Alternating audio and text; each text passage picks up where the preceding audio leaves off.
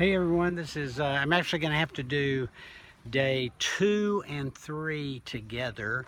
Part of it was last night there was no Wi-Fi at the hostel that we were staying at, and so I really couldn't do anything.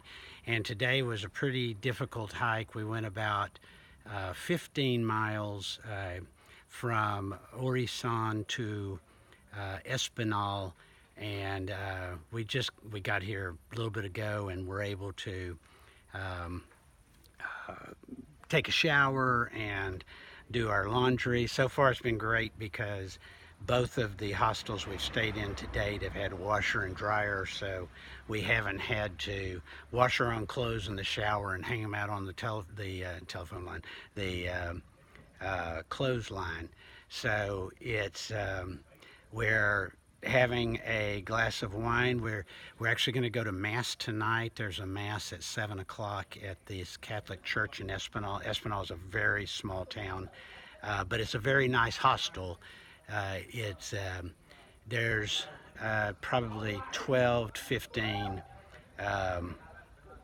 beds in the room that we're in. I will say, and I think my kids will say, they've always wondered how I was going to do in a hostel dormitory environment. It is a little difficult.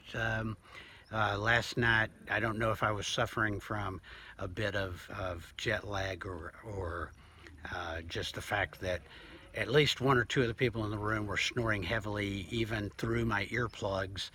But it was a good night. I didn't get a lot of sleep, but I don't think anybody did, and I think it was a combination of jet lag and excitement. I'll tell you about the night a little bit. We walked yesterday for day 1. We walked only about 5 miles to this place called Orison, and I had seen Orison's hostel on a BBC TV show about the Camino, and in it they did this kind of ceremony, and we'll talk about that in a second, but they did this kind of ceremony after dinner, and they did that kind of ceremony, and it's a great way. I just got to remember, if anybody ever does the Camino and they're starting in Saint Jean Pied de Port,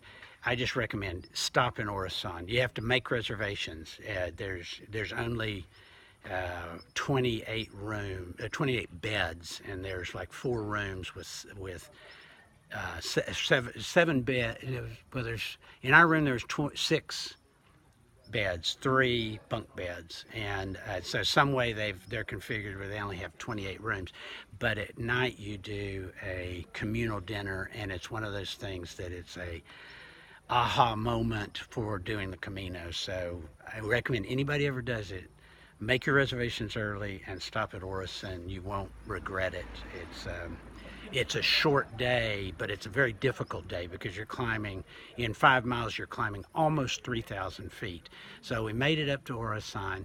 We went and had they had a washer and dryer. We actually were one of the first there, and we did our got our showers done. You're only allowed 5 minutes of a shower, so the water comes on and then it goes off. You soap up and then you turn the water back on. It'll only stay on for 5 minutes, and so you have to take a quick shower. So we did, and then we did all of our laundry, and then they have this beautiful, and I'm going to post some pictures of the view from this place. It's awe-inspiring how beautiful this view is from this hostel. And they have this outside kind of patio area that just overlooks the mountains and valleys, and just gorgeous. And then you go, and we were set out there, and it's very communal. You're sitting out there, and all these people are from different places. I actually met a family of deckers. There were 5 deckers walking together, and when I checked in, they said, Decker party of 5, and I said, no, it's Decker party of 3. And they said, Oh my goodness, we have 2 Decker parties, one of 3 and one of 5. Well, these people were just astounded. They were sitting right beside us, and then we started exchanging information to see if we could figure out if we were related in any way. And they're sending theirs to the information about me and my father and my grandfather that I don't know my grandfather, didn't know my grandfather, but the Decker, and see if some way they're in their family tree. So that was a lot of fun. And met a bunch of people from all over, huge number of people from Canada and from um, U.S. So these Deckers were from Kansas. And so we had this kind of, I'll call it almost happy hour type environment. And then at 6:30 we have this communal dinner, and everybody sits with all these people they've been talking to, and Father Bill and I and Mike all sat together, but everybody was intermingled, and everybody was coming around, and they were introducing, and people you met in the afternoon, they were coming around and talking to you during dinner. And then the place serves this communal dinner, and it was chicken and a bean soup and vegetables and bread and wine and water. And so it was, everything you could ask for. And then afterwards, the lady and man that owned this hostel say it's very traditional at the Orison that people say who they are, where they're from, why they're doing the Camino, and so we did that, and it was just amazing, all the different people, where they were from, why they were doing the Camino. There was a lot of laughing. There was a single Irishman there, and there were 3 single Irish women there, and so there was a lot of joke about that they knew that he was single, and they were 3 Irish women.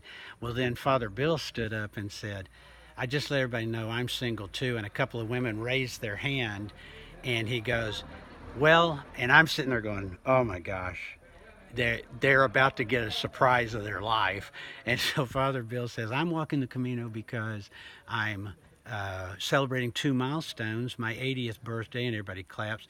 And he said, and my 50th anniversary of being ordained a Catholic priest, ergo I'm single. And you heard all the women just kind of go, oh. And so it was really very funny and a lot of fun to do. And then this morning we got up and had a communal breakfast, saw everybody said goodbye, started walking, very difficult hike. We went 15 miles today to Espinal, very difficult. Right when you're leaving Orison, you're going up another 1,500 feet before you go over the mountains to Roncesvalles. We stopped in Roncesvalles for a lunch, and then walked the final 5 miles to Espinal, and that's where we're at tonight. And it's been a great day. I think we're thinking of doing a pretty significant hike tomorrow, at least 17.7 miles if you do the calculation per kilometers. Could, if that albergue or hostel is full, then it may go on to 20 miles. So who was I walking for today, and who am I walking for tomorrow? Because I'm going to go ahead and talk about that person. Is today I walked for my oldest son and his wife, Brian and Day, and I'm just so proud of what they have become as parents. I thought all day long about thanking God for my oldest son and what a great father he's become. He's a good businessman. I know the amount of coaching he does for the kids is just incredible, and has a really great work-life balance, and has really evolved into the man that I always hoped he would be. And I get to tell you, there was some times early on that we didn't see eye to eye, and there was some difficult times in our life, but he has certainly evolved into something that I'm extremely proud of. And I prayed for him. I prayed to God, thanking God for giving me Brian as my oldest son. And Brian, I love you, and I think one of the greatest things you did was marry Day, and I love Day. She's a great daughter-in-law. great mother. I think she was instrumental in turning Brian's life around, and I thank her for that, and I thank God that he put Day in Brian's life and in our life. Day, I love you very much. And tomorrow I'm going to skip my middle son, and so he doesn't get middle son syndrome. The reason I'm skipping him is the next day is his birthday, so I decided to devote his birthday to him as opposed to tomorrow. So tomorrow I'm hiking for my youngest son, Tim, who, like Brian, had had some difficult times. Certainly we had some great years, especially when he was in high school, and his high school graduation, us going to Europe together and playing the golf courses. They're a little off track in between there, but has become, is evolving into a great young man, and he does a great job of managing a real estate investment I'm involved in, but also just learning what it's like to be a businessman, and I love him very much, and I will thank God all day tomorrow for him bringing Timmy into my life. And Tim, I love you, and I'm very proud of you, and I'm proud of the man you're becoming, and I would like it if you would find a cute little Catholic girl to marry, but that's another story. So anyway, that's who I'm walking for tomorrow. And Tim, we're going to be walking, we think we're going to be walking to, there's a place called, I think it's Zubrian, and there's a hostel there that we want to stay in, but it's about 17 miles. They don't take reservations, so we may have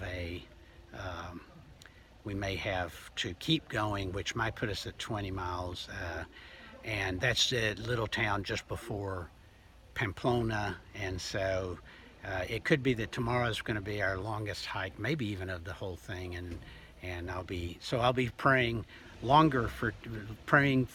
thankful to God for Tim longer than I'm praying for anybody else, because it may be the longest hike of the trip. So with that, I'm going to sign off. This has been quite a long video. It's about 12 minutes, so I'm not sure how long it's going to take me to upload it. I'm also going to at the end of the Osario dinner, a Korean man got up and played his harmonica, and he asked if everybody would like to, he could speak very broken, he would like to hear him play the harmonica, and everybody said yes. And he broke into a beautiful rendition of Amazing Grace, and the whole room started singing, and I caught it on video.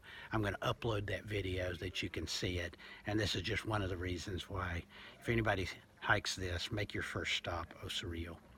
All right, love everybody, and we'll be talking soon.